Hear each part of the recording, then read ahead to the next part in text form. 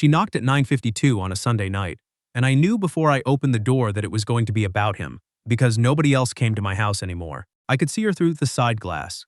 Dark coat, hair pulled back. One hand holding something flat against her chest the way you hold a thing you have already changed your mind about twice. The porch light had been out since March. I kept meaning to fix it and kept not fixing it, which by that point was the general shape of my life. My name is Ross Aldridge. I was 36 years old, and I ran a two-man welding shop off Route 9 outside Bellingham.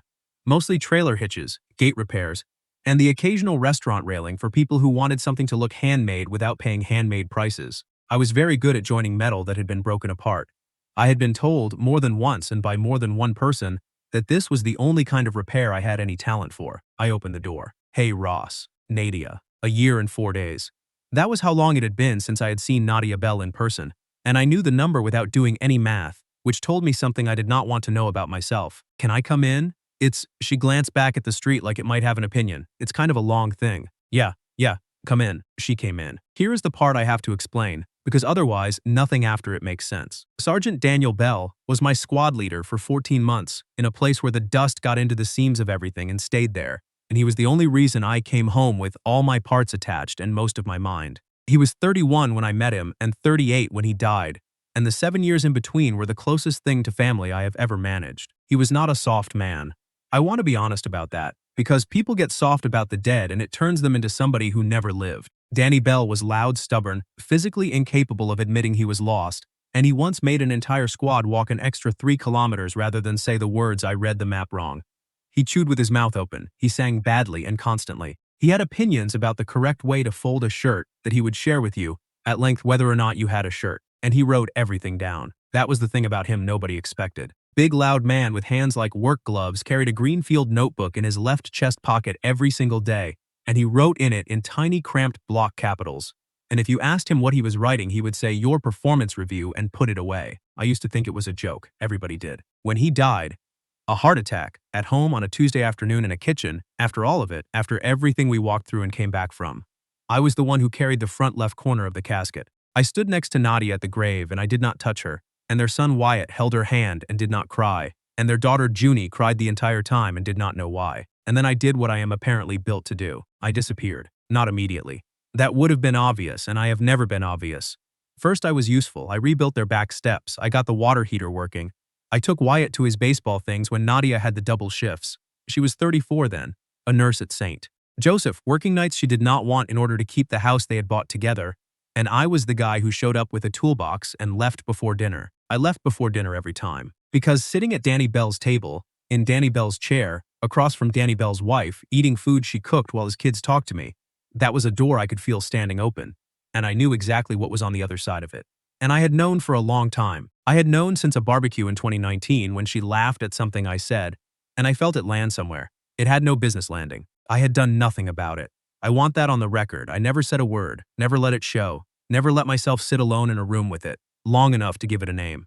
He was my squad leader. He was my friend. He was the reason I had a life at all. Whatever that feeling was, it was mine to carry and mine to keep quiet, and I kept it quiet for 6 years while he was alive, and I intended to keep it quiet for the rest of my life after he wasn't. So around month 3 I got busy. Around month 5 I stopped picking up on the first ring. Around month 7 Nadia stopped calling. I told myself that was the correct outcome, a clean structural separation. 2 pieces of metal that had been holding a load together, taken apart before the stress fracture spread. I told myself that for a year and 4 days. She sat on the edge of my couch with her coat still on, which is how you sit when you have decided in advance not to stay. The thing she had been holding was on her knees now. A green notebook. Cover soft as cloth from being carried, corners gone round, a dark stain across one edge that could have been coffee and could have been about 9 other things. I knew that notebook. I had watched that notebook go in and out of a chest pocket about 4,000 times. He had it on him, I said. He had 11 of them. Nadia's voice was steady in a way I recognized from the funeral, the steadiness that costs something to produce. There's a box in the closet, 11. All the same. I found them about 2 months after, and She stopped. You didn't read them. I read 4 pages.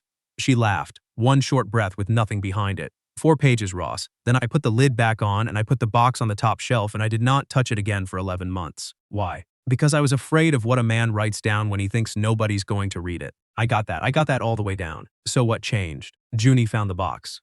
She said it flatly. Standing on a laundry basket, going through the closet looking for the Christmas stuff. She's 7.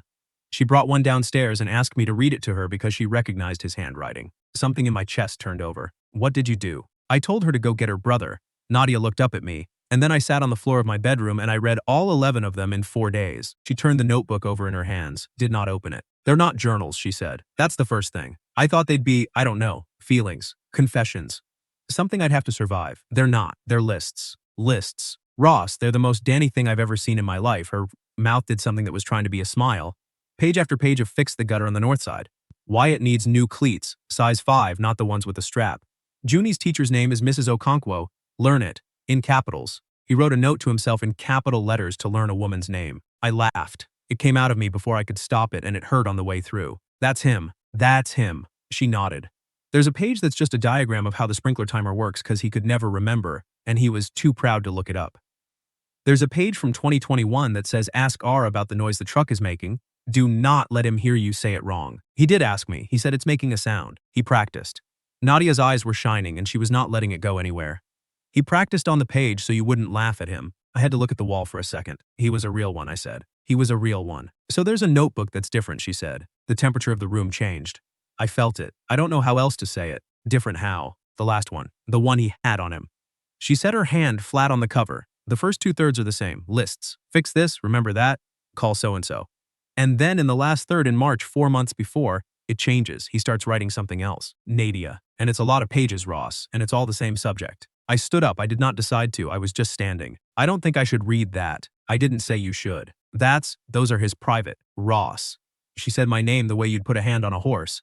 Sit down, please. I'm doing this badly and I've been sitting in my car outside your house for 40 minutes trying to do it well, and I'm going to do it badly no matter what, so just sit down. I sat down. She opened the notebook to a page she had marked with a folded receipt. She did not hand it to me. I want you to understand something first, she said. When I read this, my first thought was that it was about me, obviously.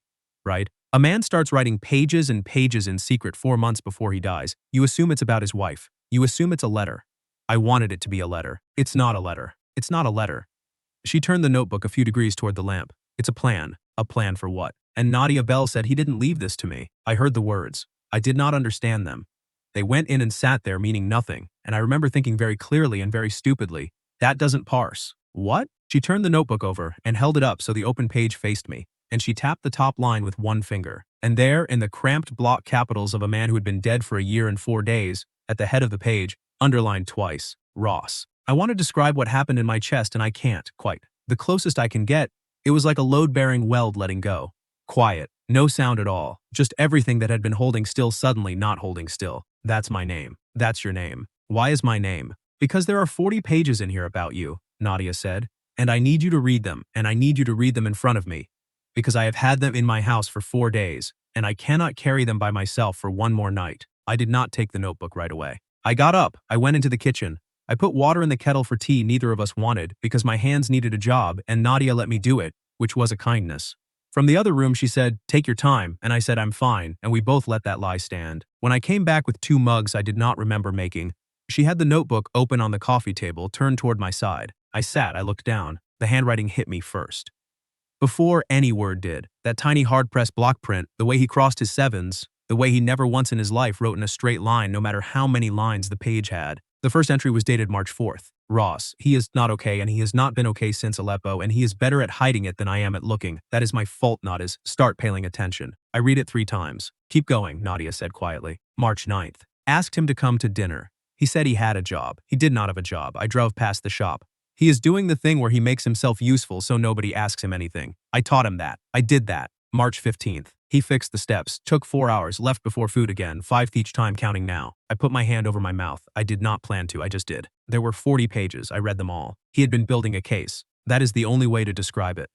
My squad leader, 4 months out from a heart attack nobody saw coming, in the last notebook he would ever carry, had been methodically documenting the fact that his best friend was quietly disappearing, and then, because he was Danny Bell, and Danny Bell did not have a passive setting, he had started writing out what to do about it. Things that work on him was a heading on page 19, underneath. Do not ask how he is. He will say fine and then avoid you 2 weeks. Give him a tap. He talks when his hands are busy. Always has. Do not let him drive home alone after the bad dates. Phoebe 11, Aug 30. February 11th was the anniversary of the day we lost Kessler. August 30th was the convoy. He knew both dates. He had them written down.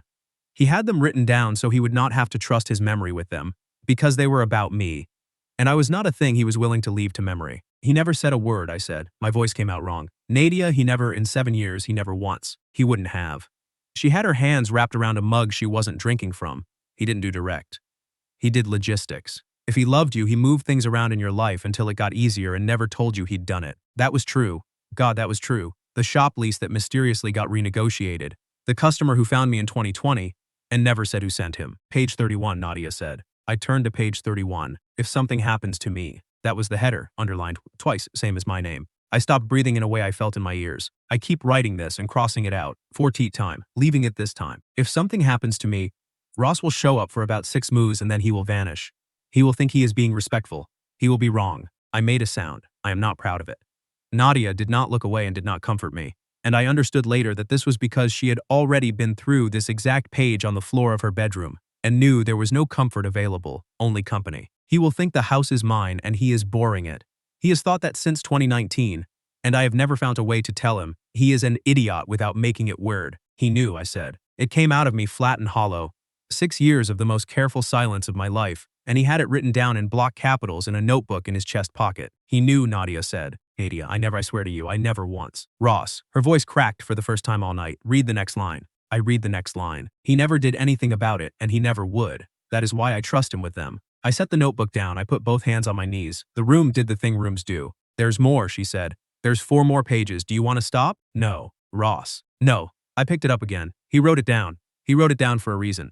I'm not going to be the guy who won't read it. She nodded slowly and something in her face let go. Page 33. Writing it on, not saying it. 1. I want my kids to have a man in their life who shows up when it is boring, not the fun uncle, the Tuesday guy. 2. I want Nadia to have somebody she doesn't have to explain things to. 3. I want Ross to have a table. He is elect to sit it. I don't get to assiege this. I know that. Nobody gets to assiege this. But if it happens, nobody needs to ask me. That is the whole point of writing it down. I am not a ghost in the doorway. Do not make me one. Page 34 was blank except for one line at the top. If you are reading. This I am sorry I didn't say it out loud. I didn't know how to do it without it sounding like goodbye. And page 35, the last one with anything on it, in handwriting that had gotten looser, like it was written fast. Ross, go to dinner. That's the order. That's the whole order. I never gave you a bad one yet. Neither of us said anything for a long time. Outside a car went past. The kettle ticked as it cooled. Nadia had her hand over her eyes and her shoulders were going silently the way people cry when they have had a year of practice at doing it without waking children. I've been so angry at you, she said finally. I know. No, you don't. She wiped her face with the flat of her hand, businesslike. Not hurt, angry? I was so angry, Ross. I had a dead husband and 2 kids who kept asking where you were, and I had to keep saying he's busy, honey, and I knew it wasn't true, and I couldn't even be mad out loud because you'd rebuilt my steps. I'm sorry. I don't want an apology. I want you to hear it. She looked at me straight on. I thought you left because being around us made you sad, which I understood. And then I thought maybe you left because being around me made you uncomfortable, which I also understood, and which was worse. And then I read 40 pages of my dead husband explaining to himself in advance exactly why you were going to do it. And Ross, I didn't feel better. I felt robbed because he saw it coming and he still didn't get to be here for it. Nadia. And then I got to page 33. Her voice went thin. And I had to sit with the fact that the man I was married to for 11 years spent the last 4 months of his life quietly making sure that if he died, everyone he loved would be okay, including you, especially you, and that he did it without telling any of us, because he thought that was the polite thing to do. Wetly, horribly, that absolute idiot. That absolute idiot, she agreed, and then she was laughing too, both of us falling apart on my couch at 11 at night over a dead man's homework. Here's what I need to say, she said when we had both come back from it. And then I'm going to leave because it's late and I have a shift, and because you need to sit with this by yourself for a while. Okay, I am not here to hand you an assignment. She closed the notebook. He was wrong about one thing. He thought writing it down meant nobody had to ask. But it doesn't work like that. He doesn't get to hand me to anybody, and he doesn't get to hand you to me, and I'd be furious at him if he were here, which for the record I would like him to be. Very much, every day, I know. So I'm not asking you anything tonight. I'm not asking you anything. She stood and pulled her coat straight, but Wyatt is 11 now. He stopped talking about his dad, which his counselor says is normal, and which I think is a lie. Junie tells people at school that she has an Uncle Ross, present tense, and I have not corrected her one single time in a year because I couldn't figure out how. I put my face in my hands. So the only thing I'm asking, Nadia said, is Thursday. Dinner's at 6. It's going to be spaghetti, because it's always spaghetti, and Wyatt will not say more than 9 words to you, And Junie will say approximately 4,000. Nadia, you don't have to answer now. She was already at the door. And Ross, if you come for them. Not because a notebook told you to. Whatever else this is, whatever else it turns out to be, she stopped and made herself finish it. That's not a thing you decide from a page. That's a thing that either happens to two people or it doesn't. I'm not ready to know which. But the kids don't need me to be ready. They just need someone to show up on a Tuesday. It's Thursday. She looked back over her shoulder, and for 1 second there was something in her face that was almost the old Nadia, the barbecue in 2019, the laugh that landed where it had no business landing. Don't be smart, she said. You're bad at it. Then she left, and she left the notebook on my coffee table, and she did that on purpose. I did not sleep. I sat up until 4 in the morning, and I read all 40 pages again, and then I read them a third time, and somewhere in there I stopped reading them as instructions and started reading them as what they actually were, which was a man being terrified. Because that is the thing I finally understood around 3 a.m., with the lamp on and the cold tea beside me. Danny Bell did not write those pages because he had a plan. He wrote them because he was scared. His father had died at 41. He had never once mentioned that to me in 7 years, but there it was on page 26, one line, no commentary. Dad was 41.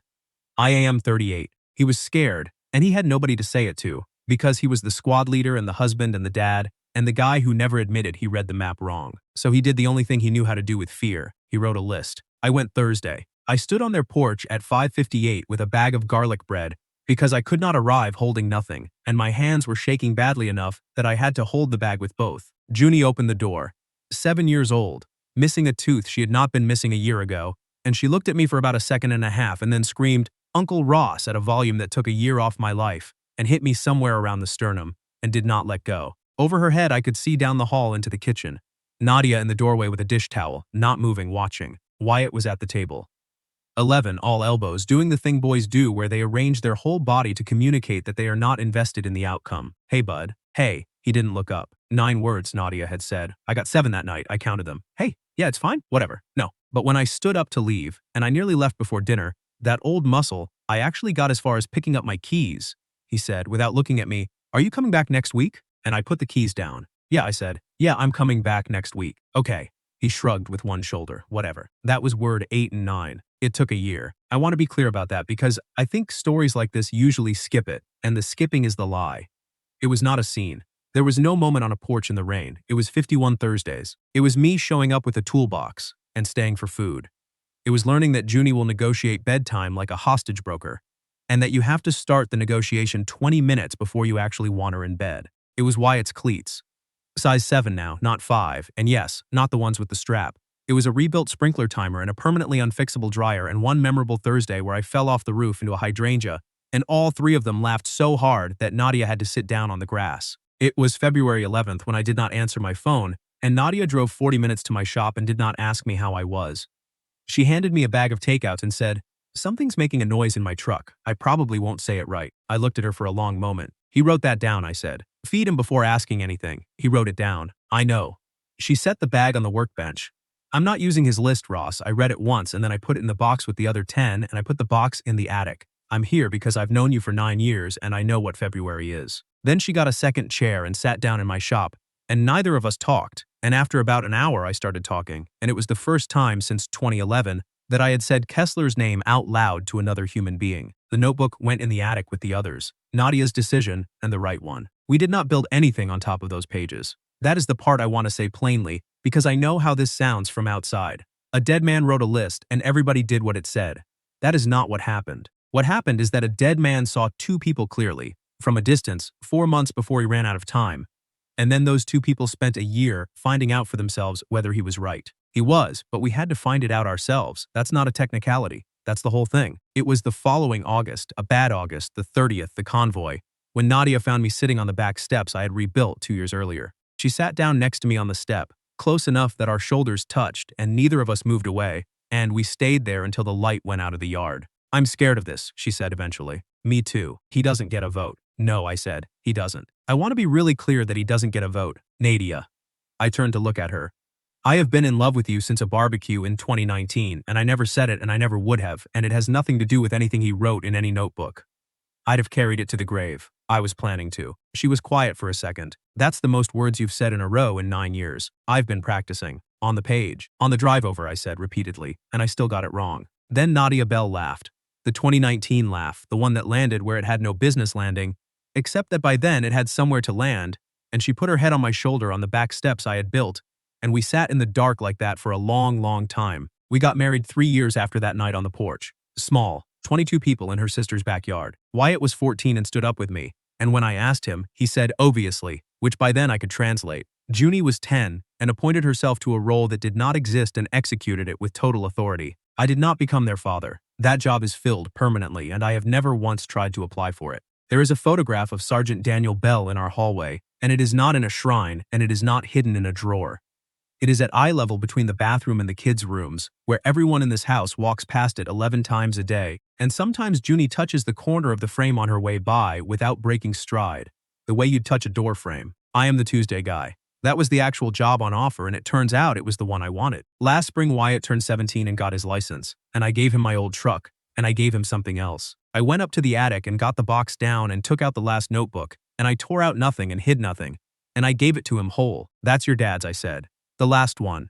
There's stuff in there about me you're going to have questions about, and I'll answer every single one, and I'm not going to like all of it. He took it and turned it over in his hands the way his mother had, on my couch, at 9:52 on a Sunday night, a decade earlier. He read it over 4 days. He asked me 2 questions, which is 2 more than I expected. Then he asked if he could keep it, and I said it was his. I saw it 3 weeks later on the passenger seat of the truck, and there was a pen with it. I didn't ask. I have never asked. But that boy carries a notebook now in his jacket, and he writes in it in tiny cramped block capitals, and if you ask him what he's writing, he says, "Your performance review," and puts it away. Grandfather was 41. His father was 38. Wyatt is going to be fine. He's got people who write things down. So that's it. That's the whole thing. A man I loved wrote my name in a notebook in block capitals and underlined it twice. And then he died before he could tell me, and his widow drove to my house on a Sunday night and turned the page around and showed me. And the strangest part, the part I still turn over some nights, 12 years on, lying in a house that was his and is ours, is that he never once wrote down the thing you'd expect. 40 pages, and not a single line about wanting to be remembered. Not one. Every page was about somebody else's gutter, somebody else's cleats, somebody else's bad dates in February. He wasn't trying to leave a monument. He was just trying to make sure the people he loved had somebody who'd show up when it was boring. I think about that every Thursday, every single one. What would you have done if your best friend's widow showed up a year after the funeral and showed you your own name written in his handwriting? Would you have read those 40 pages? Or would you have handed the notebook back? Have you ever experienced something similar, where somebody who was gone turned out to have seen you more clearly than you saw yourself? Tell me your story in the comments. If you like this one, leave a like, subscribe, and I'll see you in the next story.